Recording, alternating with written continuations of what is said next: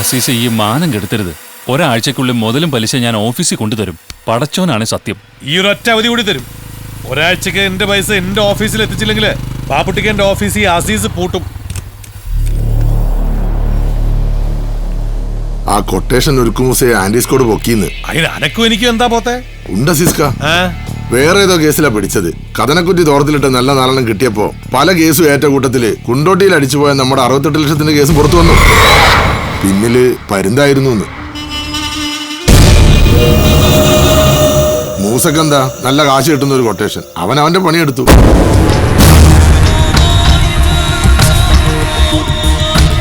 എന്റെ പണത്തിന് മിതെ പറഞ്ഞ പരുന്ത് ഇനി അധികം പറന്നൂടാ.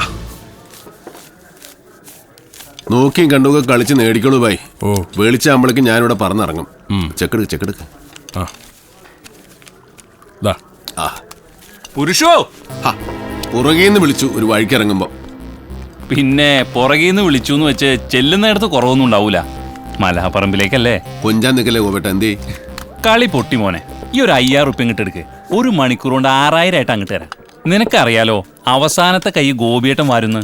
എല്ലാം എന്തേ കൊടുത്തു തീർത്തു. ഇനി വഴിച്ചിലുള്ള കാശും കൂടി ഉള്ളൂ. അതും കൂടെ പണ്ടാറടങ്ങിയ പിന്നെ കടിക്കണ പട്ടിക്ക് എന്തിനാ മോനെ വാല്. വെളുക്കണേന് മുമ്പ് ഞാനിങ്ങോട്ട് എത്തും.